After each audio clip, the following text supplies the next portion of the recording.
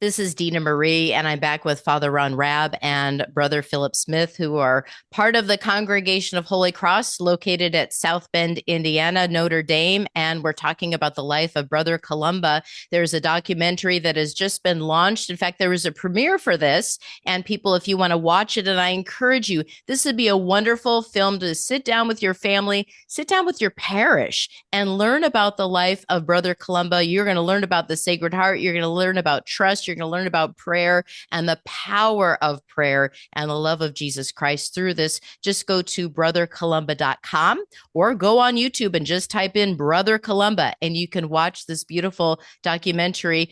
Brother Philip, this film was premiered for the community.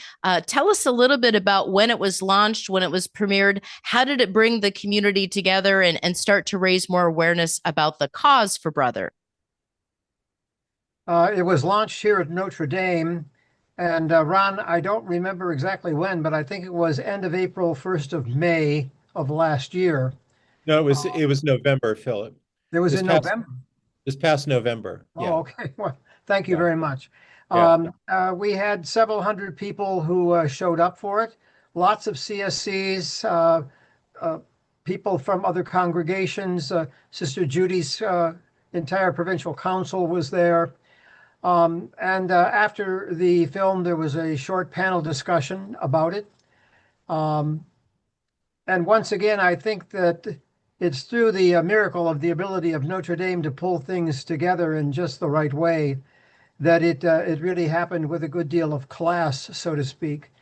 And then starting from that point, we began to track its viewing and so forth. It's on YouTube. It's up to over 2,100 hits right now. And some of those hits are large groups of people watching it at one time. And so the intent was to get as much information online about this miracle man of Notre Dame and his faith and spirituality and devotion to the Sacred Heart of Jesus as we could, and to get it as broadly across North America, across the world as we could. And I know that that has been done. And so if there is such a thing as due diligence in my life, I will go to my grave knowing that the due diligence has been done to the best of my ability. Because I am completely convinced that people who can have faith in themselves and faith in Brother Columba, especially this miracle man, and so forth, good things will happen in their lives. And these are tough times in the United States of America and across the world. And if there's ever a time when we really need somebody who had the ability to rise above his own physical, psychological, spiritual problems and devote himself with such faith to spreading the word of God. We need that today, I think. Brother Philip, one of the things that's so many things are well depicted in this film on Brother Columba, but you see your office, you see the office of the archives, you see those boxes that you found over decades that were just sitting collecting dust. Nobody knew who this Brother Columba was after so many decades. And then your team looking just meticulously at pages and pages of, again, handwritten correspondence, not nicely typed, not well punctuated. Can you share a little bit about that process of how you tried to bring that to life through this film, of just the process of going through the correspondence of people writing letters and this letter writing process with Brother Columba? Sure. The operative term you used is team. I also like to say village. This would have never been done unless there were so many people who devoted themselves to assisting me to not only sort the letters, but understand the letters, read the letters, decode the letters. In the film, there are maybe 5 or 6 people who are depicted working in the archive with me. There were about 25 individuals in total over 2 years who assisted, even prior to my thought of having the documentary done, to read letters, try to understand letters, to summarize letters. Um, Often, as you said, we would run into letters written by Brother Columba or people to Brother Columba, which were very hard to interpret. As you said, Brother Columba probably had maybe a sixth grade understanding of language and so forth. I think he wrote at an absolutely breakneck pace. He had so many letters that he wanted to respond to. And so rather than having organized phrases and clauses, there are thought clusters that are just dropped on the page. In fact, we have some letters where there's smudging, where he was writing so fast, that the ink smudged. I think the marvelous thing is that he responded to so many people. There are very few letters that we have to him that would suggest that he had not answered them personally. And so that's, in some cases, he was probably writing a couple hundred letters a day or a night by candlelight in some cases, because he was still going on his curing tours. He was assisting with the sick as a night nurse. People were coming constantly to Notre Dame. They wanted to see Brother Columba. They wanted to see the shrine. They wanted to see the Sacred Heart statue. They just wanted to be in his presence. And his very presence, I think, gave people just a sense of hope and a sense of joy. And he also cut through the nonsense. He was not into nonsense. He was into assisting you, no matter your need. Yeah. And I think that's nicely, I think, depicted in the video, I think, and so forth. So yeah, it was a real communal effort to be able to get to the point where I could even supply information to Sister Judy that she could cull through. Thank God my task was not to take what I gave her and get it into a 45-minute chunk that really did the masterful presentation. That was all hers. And I know she labored over that. I was on the phone with her just the other day, and we were talking, and she's very proud of it, as she should be. But it was 2 years of hard labor to pull this off. Thank God South Bend is kind of a theater town.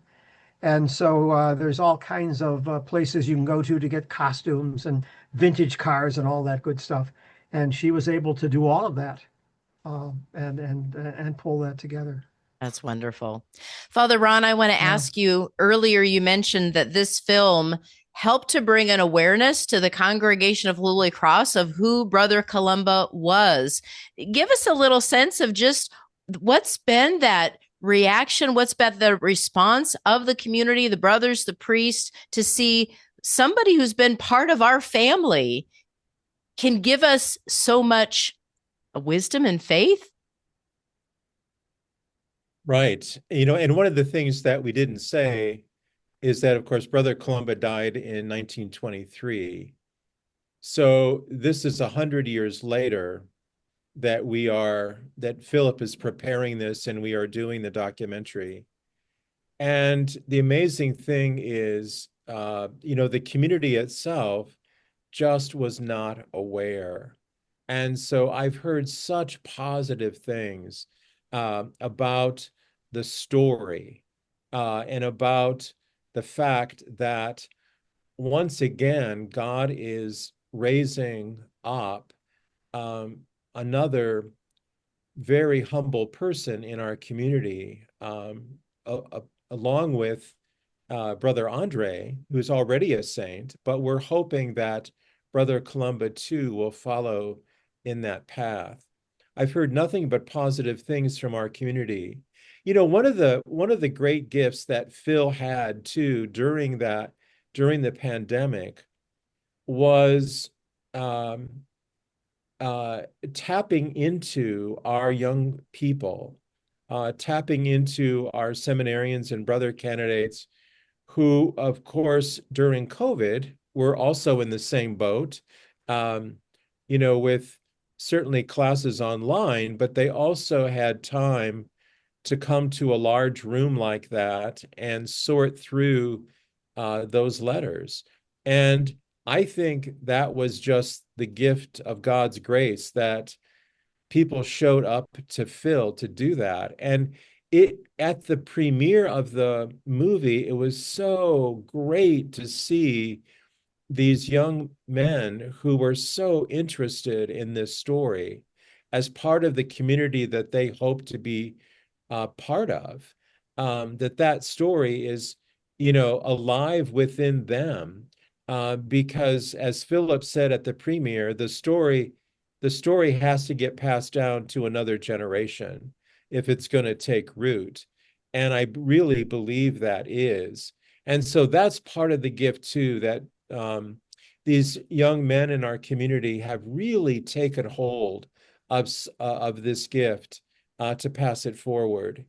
And it's important that Brother Columba will never be a saint unless the people of God uh, cooperate with that grace.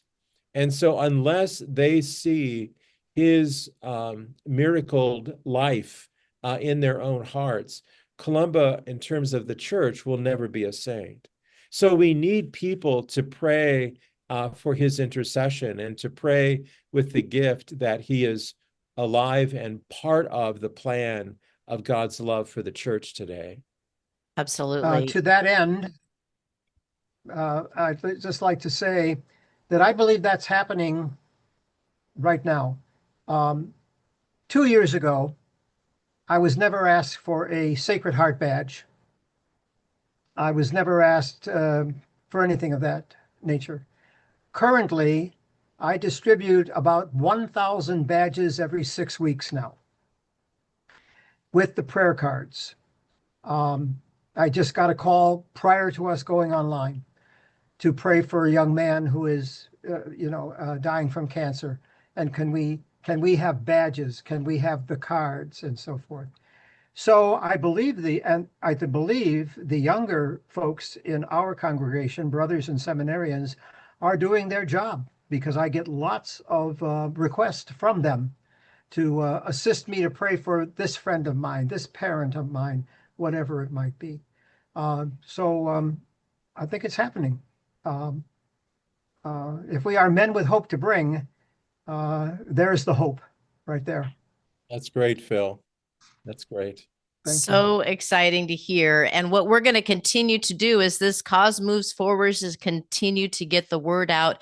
But I think the invitation is to grow closer to God, grow closer to the Sacred Heart of Jesus. This is what Brother Columba did. Follow the example of his life. And I want to encourage people to visit that website, brothercolumba.com, view that documentary, share that documentary through your parish communities and your friends and family. And I think he is a story that definitely has touched my heart, and I know it will touch so many others. Again, Brother Philip, Father Ron, thank you for joining us here to give us a sense of the heart of Jesus working, and he is alive and he is on fire in our lives if only we would turn to him. So I look forward to hearing from you again in the next few months to keep us updated, and you guys have a blessed new year.